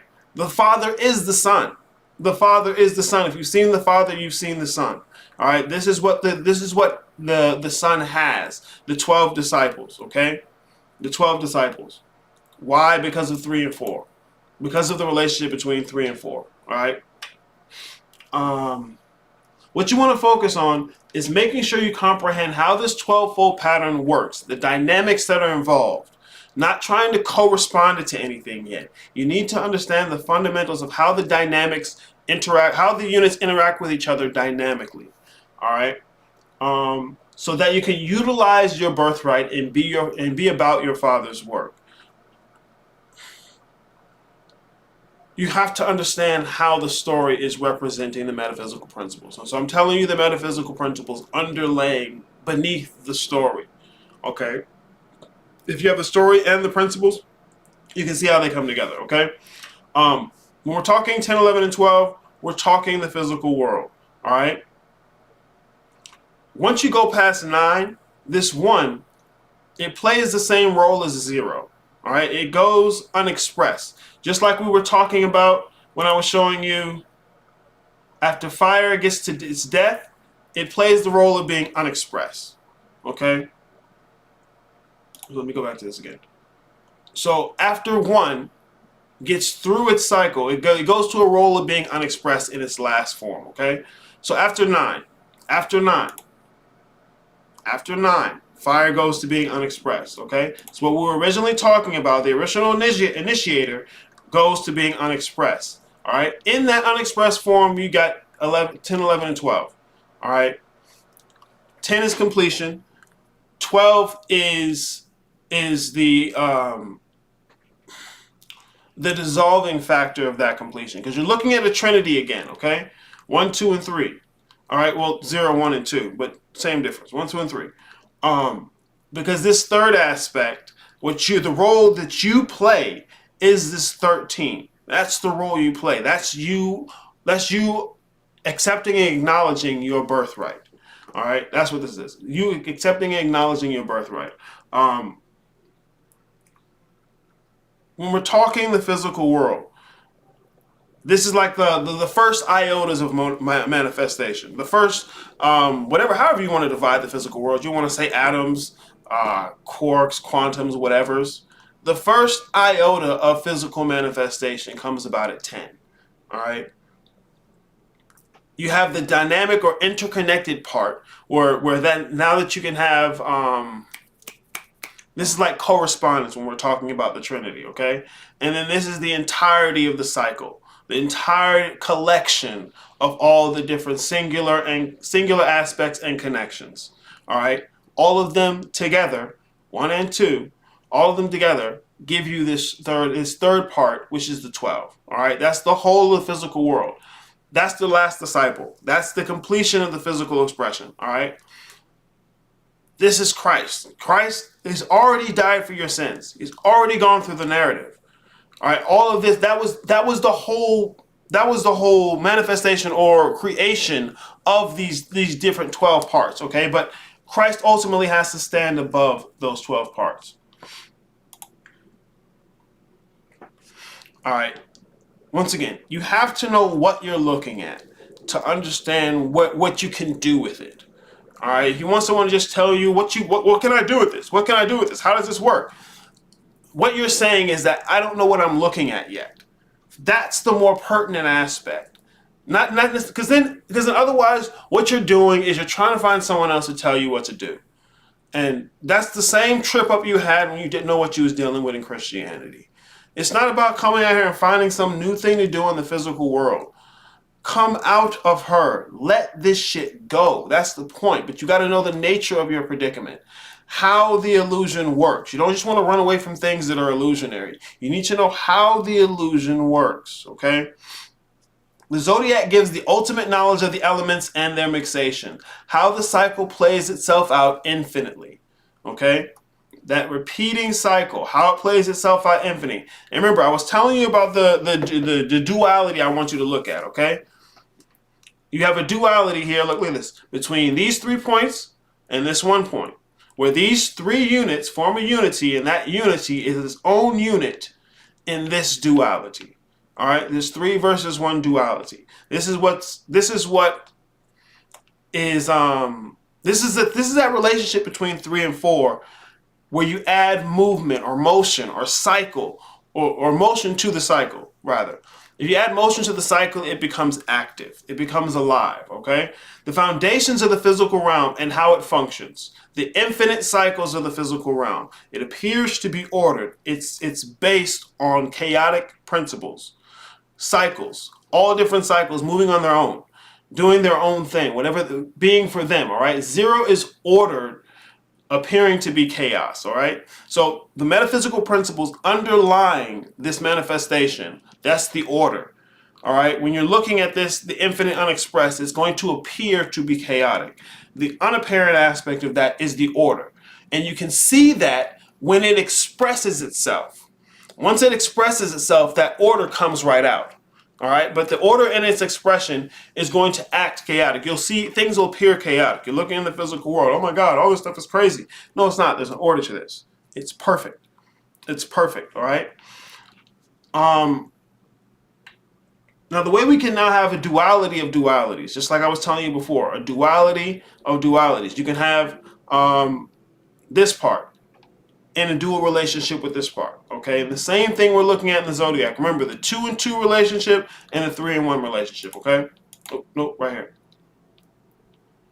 The duality of this top cycle and the duality of the bottom. Remember, this is the beginning of the beginning. This is the end of the end, okay? What you are missing in this quadrant is down here in the opposing quadrant. This is why this quadrant is so stable, because all the air you would have had here is here. And all this is resting upon this. Okay? All of this, this transition, this movement, this change, this trinity rests upon this. This is your fourth aspect, okay? I'm showing you the fourth aspect as being unexpressed in relationship to these three, but it's playing a supporting role, okay? This is your 3-to-1 relationship. All right, where you have this one fixed aspect of air is in relationship with the other 3 elements. This is what's going on, okay? Remember, this is the polarity and the duality mixing with each other. You even have it here with the 3 polarities, the 3 quadrants of life and the 1 quadrant of death. All right, you have this 3 movement here, but there's a 3 movement within this 1 quadrant. All right, this one showing you this quadrant, this one showing you this quadrant, and this one showing you this quadrant, okay? The thing to be remembered is the polarity has a the duality has a polarity that it gives rise to, okay? The duality of this 3-to-1 has units, has a dynamic inside of it, which gives rise to that polarity, okay? Now, if I haven't confused you yet, probably have. If I haven't confused you yet, look at this here, okay? Look at the 3 different densities I told you about, all right? I want to try and expand the way you're thinking about these things. That's my point here. It's not to reaffirm your human personality about some astrology sign you have, all right? This is a dancing of the spheres across the circle. If you're looking at the zodiac through the lens of astrology, the spheres are interacting in a dynamic way, but there's an order to the dynamic. That order is the circle, which is why astrology will work. We're talking about the circle, and not just the circle by itself, which would be like 1 or 12. We're talking about it in a cyclical pattern, in where you're adding the element of motion, of activity, of life. Okay? Now, remember, like I told you in the original video with Trinity, even though you have the expression of 1, 2, and 3, what's actually changing is the 0, is the infinite unexpressed potential. Okay? Here I want to give you just with this picture specifically, I want to give you just a taste of this triple blackness of space. Okay? And remember, it's triple because it's triune. The structure that's expressed in 1, 2, and 3 is already present in 0, but it's unexpressed. Infinite unexpressed potential. It's unexpressed, okay? So I want to show you the format there. I want to show you it here in this picture a little bit. All right. The first aspect of the triple blackness of space is the infinite aspects. It's itself at large in an infinite sense, okay? That's the whole or the absolute aspect of the triple blackness of space, the infinite unexpressed potential, right? The infinite part. The second aspect of the triple black, so the infinite part is going to be the space that this shape is in at large, okay? The shape that this space is in at large. The second aspect of the triple blackness of space is the unexpressed aspect, which sits as not the whole of the large, but it's the whole within its own context. This is what not the whole as the large, but the whole within its own context. This is what I mean. When we're talking about, when looking at this picture, right? We're talking about this empty space. Essentially, this empty space is infinite, but in order to have the diagram, we have to contextualize it, okay? The degree to which we have to contextualize it to express anything, that's what that unexpressed part of the infinite unexpressed potential is. It's the capacity for contextualization, all right? You have this infinitely unexpressed thing.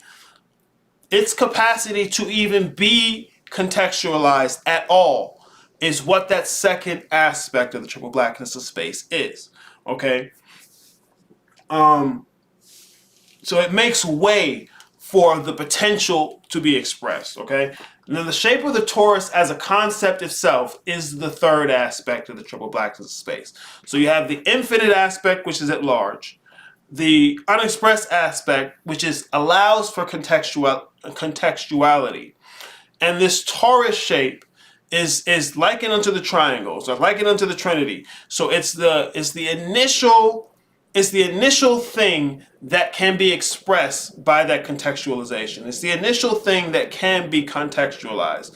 So once you take that infinite nothingness, you give it the capacity to contextualize. The first or most natural, basic contextualization is represented by this torus shape, okay? That's what this donut shape is called. It's a torus.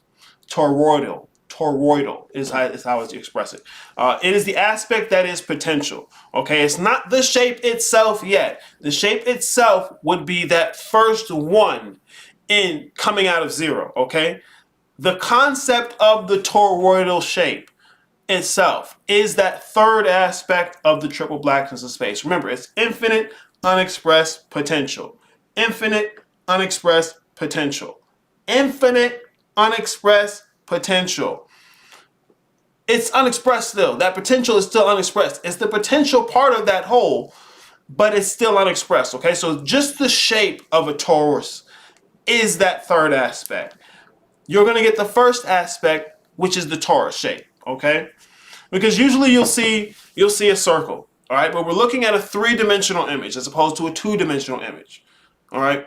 Actually, when you're looking at a torus, there's the element of motion. Generally, right now I have a still image, but generally there's the element of motion. That's why I picked this image, because you can see the swirls on it, which is representing the motion, just like we've been talking about through the zodiac. The symbolism represents the forward motion. Here I have the symbolism that's on this torus representing the forward motion. I could have just used a blank donut and then you wouldn't be able to see the forward motion, but I'm showing you the forward motion in the symbolism, okay?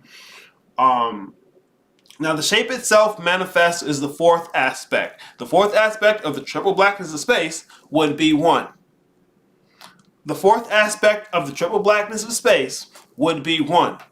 You have the first three aspects, infinite unexpressed potential, which is all in zero, all unexpressed. It's a whole. It's the only thing that has no things. Once you get the thingness, this is the first aspect of thingness. What are you looking at? You're still looking at the circle. You're still looking at this forward movement. And this is going to be the whole pattern of the forward movement. All right? It's always been about the circle. That's the whole point of this. Okay? Now, keep this in mind. What I've described to you is the same thing as like Kabbalah. Right? So here, I'll show you. These are the first 3 triangles. And here's the last part. You can divide the tree of life into 4 pieces. It's a map of what's already happened. But your understanding of what's already happened is going to frame your understanding of what's going on right now. How what you're doing right now functions. There's so many people who are quick to say, I get all this stuff yet, and they don't. They don't. They get more than they think other people get, but they don't get how the shit works or what the significance of it is. The story of Christ isn't about some wavy-haired white man who died so that no one's gonna punish you for bad things that you do. Like, nigga, what is you when you say that shit? If you're talking about the whole of reality, you're talking about being the center of reality, the center of everything. Look at the center of everything. It's this 13th aspect. This when people talk about a 13th sign in the zodiac, a fucus. A fucus, I think, is what it's called. This is the fucus. Has nothing to do with the stars. It has nothing to do with the stars. It only has something to do with the stars when you contextualize it that way. The zodiac, in and of itself, is showing you that 12-fold pattern. Because you're not going to understand 13 without comprehending the 12-fold pattern. And what are we looking at 13? Just like when we talked about 0 giving rise to 1, the completion of that is 10, where 1 and 0 stand next to each other. We've been talking about the relationship between 1 and 3, the Father and the Son. The Father doesn't give the Son, He is the Son. He gives the world that He so loved, which is 4. You have the polar relationship between 3 and 1. Now you have 1 and 3 standing next to each other, just like 1 and 0 do at 10. That's the emphasis here for the 13, okay? It's heaven and earth. It's the perfected creation of heaven and earth. It's the perfected mixation of heaven and earth. That's what the risen Christ is. That's what you inherit in order to do your Father's work. But you can't do the work until you know what the fuck you are. Until you know how that works, how you're interconnected to the physical world. Well, to the manifestation of the physical world. Excuse me. Be more exact. How you're connected to the manifestation of the physical world. All this shit is perfect. All the work's been done. There's no place for you to get to. You need to figure out how to accept, acknowledge, and receive what you inherited. That's what it is. And then again, what is you? See, I'm not talking about your physical body or the personality that you've created based on that. The physical body is part of the physical world. It's not yours. Give unto Caesar what is Caesar's. Give back that 10%. They tell you tithing. It's not masses money you put in the plate while niggas is dancing to the good music. Give back 10%. It's Malkuth. It's the lowest part. It's the lowest part. Give that shit back. That's what you're giving back. You're not giving 10% of your fucking money. Like, get the fuck out of here. Like, if you don't know what you're looking at, you don't see nothing. All right? And this is the even more pertinent one, is that when a motherfucker think they got the answer, they're not going to ask the question. And so if you a nigga that think you already know, by the standard of everybody's right, of course you don't think you already know, dumbasses. Ophanesis. Okay, maybe that's the name of it then. Ophanesis. Okay, cool. The 13th zodiac sign. Let's see, I'm telling you, Christ is the risen Christ. That's what we're dealing with here, okay? That's the thing. Because look what you've done with this shape. You've taken this infinite unexpressed potential. You've enclosed it here. You've enclosed it on the inside of this here as well. All right. You're giving definition to that which can't necessarily be defined. All right. You're giving definition to it. It maintains its infinite nature within itself. In becoming finite, its infinite nature is contained within itself. That way it can interact with itself. We're talking about the 12-fold pattern, the 3-fold pattern, the 4-fold pattern. This is unity. This is wholeness interacting with itself. You say you're the center of the universe. You say you're the most high. I am God. What the fuck do you mean? It's not your personality is God. What does it mean to be the center of all of this shit? Well, if you don't know what all this shit is, what difference would it make that you're the center? As opposed to just affirming yourself, okay? So yeah, this is my lecture. This is my lecture. I'm going to go through all this shit in the coursework again. Because it's pertinent to understand. You understand what's going on. You understand what's transposing, translating, transacting. What the fuck? What's happening? It's pertinent you understand what's happening and not just settle for knowing the zodiac, from astrology, okay? Take the planets and stars out of it. That's stuff in the physical world again. I'm telling you, shit moves in elliptical patterns. So you can use it to predict things in cycles in the physical world. It's how people predict things like eclipses and shit. Motherfucker used to, 5,000 years ago, a nigga predicted an eclipse, and then people are like, oh my God, you must be magical. Like, no, it's a cycle. It's predictable. It's predictable. The shit's predictable. There's nothing new. It happened before. And I can tell it happened before by what's happening right now. All right, that's the physical world stuff. Like, this is talking about the 12-fold pattern. The zodiac is talking about manifestation itself. It's talking about the unfolding of zero into itself, because that's what's ultimately changing is the zero. The effect, the apparent side of that change occurring is 1, 2, 3 through 9 through 10, 11, and 12. That's the apparent side of zero changing. When you look at a number line, you got all the little checks on the number line. The number line itself is zero. Without it, you couldn't have any other transpiring. Thank you, Maestro. Fuck yes. Transpiring. I'm saying like, what the fuck? Yes, transpiring. Christ dies to 4. This is the details of that journey, because it's not just death on the cross. You got to go through something to even get ready for that, for that to even be a thing. And once again, Christ dying on the cross isn't a white man on a piece of wood in the Middle East on the planet. Okay, this is not what this is talking about. That's not what this is talking about. This is talking about the unfolding of the infinite unexpressed potential, expressing itself, manifesting. So you want to know how to manifest? This is the pattern of manifestation. You don't need to ask nobody for some spooky ritual the niggas was doing 500 years ago. Is this how I manifest? No, you're already manifest. How did that happen? How does that work? So if you're even talking about, okay, how do things manifest in the physical realm? In cycles. In cycles. It builds on itself. It builds on itself like the fucking forward moving. What's the fucking thing I showed you? What's the fucking thing I showed you? This. Like, this is so pertinent. It's what connects this to this. This forward movement. Life and death define each other.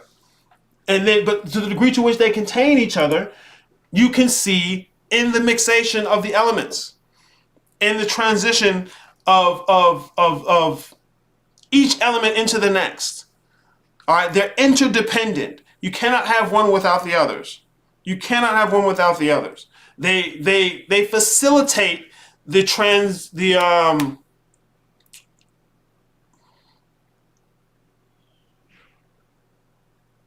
not transmutation. No, what's transpiring? Why am I fucking up trans words today? Why am I fucking up trans words today? The transmutation. They facilitate the transmutation of one another. Okay? This is what you need to understand about the elements. Not that I need to have a bowl of water and make sure something's burning and make sure there's some air on my altar. Like, those are symbols. They're symbols, and if you don't understand what the symbols are talking about, having that bowl of water on your altar and a little bit of dirt don't mean anything.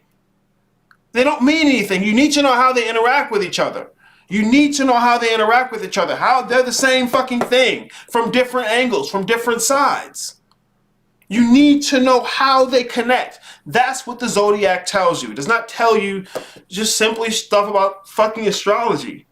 Like, I'm not telling you astrology isn't correct or isn't accurate or something like that. I'm telling you what the zodiac is so much more than fucking astrology.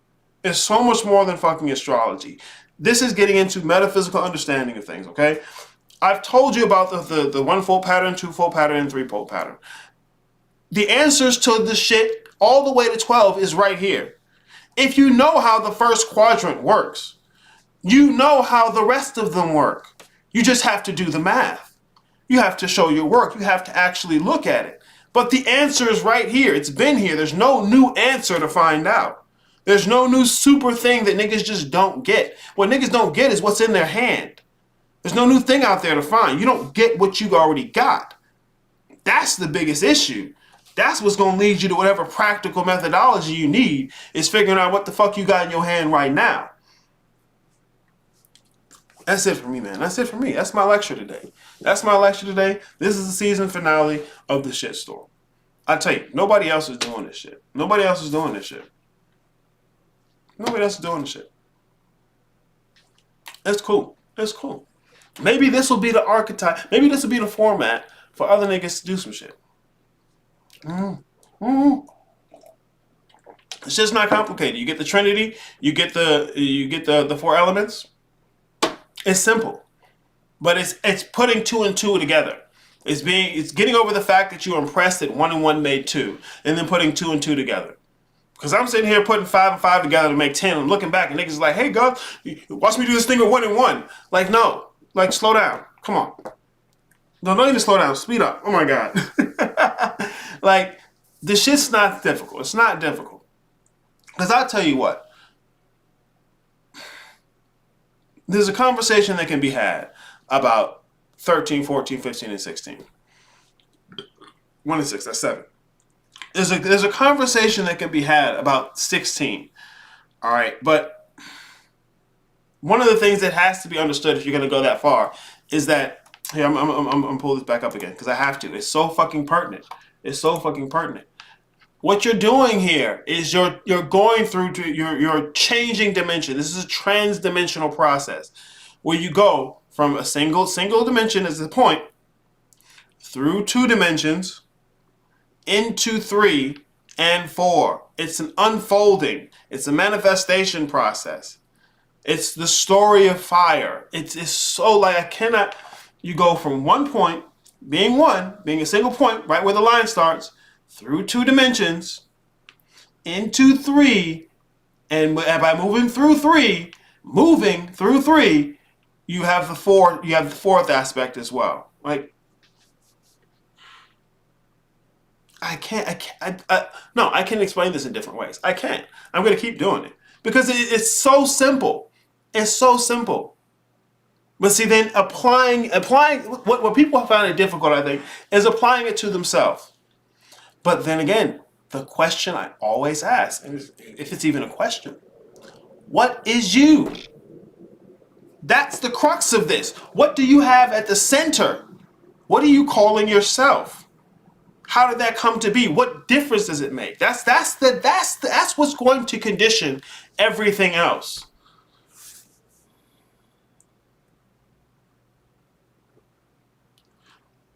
No, it's 1 gives rise to 2. 1 gives rise to 3 by way of 2. 1 gives rise to 3 by way of 2. 1 gives rise to 3 by way of 2. 1 gives rise to 3 by way of 2. 3 and 4 have the intimate relationship, okay? But yes, 1 gives rise to 3 by way of 2. It's the Trinity stuff. It's the simplest way I could put it, okay? But that same process is started again at 4. Right here, let me show you. 1 gives rise to 3 by way of 2. Same process again. It started at 4. 4, 5, 6. Oh, you hit another multiple of 3. Same process again. And then same process again. All right? But see, look here. When you got 1 gives rise to 3 by way of 2, you have a symmetry here. Excuse me, a symmetry. A symmetry between 1 and 4. Just like I was telling you guys about the pyramid shape. Okay? It's the relationship between 1 and 4. Where do I have it right here? Here. Okay? Top-down view. That point at the top is 1. See, when we're talking about the Trinity, that's 1 giving rise to 3 by way of 2. Okay? That's just a single aspect of one of the sides, or just the shape in itself. But the result of 1 giving rise to 3 by way of 2, what's created as a result of that is 4. All right? Just like what's created as a result of 1 by way of 2 is 3. What's giving rise to as a result of that is 4. What's given rise to as a result of creation is created. What's given rise to as a result of the X, Y, and Z axis is the flow of time. Okay? X, Y, and Z, 1, 2, 3. All right? It's the same. It's the same shit in different places. Geometry, color, music. It's the same shit in different places. Like, Geometry, color, and music. It's the same thing. Geometry, color, and music. The colors unfold from each other. This is why you see the particular pattern on the chakras, and everyone's all, "Oh my God, look at the thing inside of me!" Like, no, it's not that. It's not it. Would you say 2 is the portal to the many? Yes, yes. It's correspondence. It's correspondence. It's because first you have 1, which is the all. If the all is going to be anything else, 2 is the mechanism for that. It's like you said, it's the portal to the many. But 3 is what comes out of the portal. Because you can have what's going to be behind the portal. You can have the portal, but that's just only 2 parts. You have to have the byproduct of that. So you have masculine and feminine, and now you have male and female. All right, yes. 2 is a portal to the many when you're coming from the 1. Exactly, exactly. And remember, even numbers are something that's moved through. It's an atmosphere. It's a gateway. Okay? So by way of 2, 1 gives rise to 3 by way of 2. Exactly. Great one, Misha. Great one. It's really simple stuff, guys. Like you can see, it's really simple stuff. It's really simple stuff. 1, 2, 3, and 4 is the stage. Earth is the stage. Earth is the stage upon which all of this is happening. 1, 2, 3. The 4th aspect is the stage upon which all of this is happening. This is the stage upon which all of this is happening. You got your cardinal aspect of fire, fixed aspects, and mutable. But even within each of the quadrants, cardinal, fixed, and mutable. This is the stage upon which everything is happening. That's the 4th aspect, okay? One other thing I wanted to mention. I should have put this at the end of the thing. Yeah, you can see it. Aether. This is called a dodecahedron. All right, this is an icosahedron. There's 20 faces. This has 4 faces, 4 points, 6 edges. All right. This is the interesting thing here. Okay. The 12 faces of the dodecahedron. They're all pentagons, 5-fold.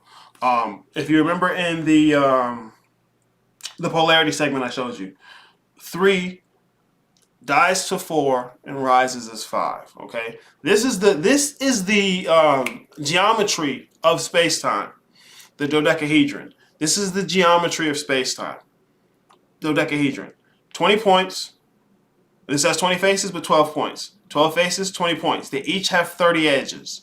All right. This is like the center of, like, if you're coming from the inside of the sphere. This is the center of the sphere. This is the inside edge of the sphere, and then here's the outer edge, the crust. Okay, this is why these 2 interact with each other. These 2 are a pathway from this one to that one. They're going to represent because they're intermixed with each other. Like I said, earth and air contain one another. Like male and female contain one another. You have masculine and feminine, which are defining each other, giving definition. Masculine and feminine defining one another, male and female containing one another. This is okay, so you go from the center through these to the outward edge of the sphere. So if you're looking from the center of a sphere outward, this is the edge. On the outside edge, the crust is the dodecahedron. This is the ether, or with what's called ether, all right? But look, the point I want to make is that these 2 match up. They link up. Okay, these 2 link up. 8 faces, 8 points. 6 faces, 6 points. Like I'm telling you, geometry does it too. Music does it. Color does it. It's the same thing, but you have to know what you're looking at. If you think you already know what you're looking at, you miss it. Darkness is subtle. The unapparent is subtle, which is why it's unapparent. All right, but yeah, I wanted to make that point because I didn't make that point earlier. Is that these interconnect? I think what it's called is Metatron's cube. Is where all of them are interconnected. There's a multiplicity between them. One leads to the next. All right, Metatron's cube.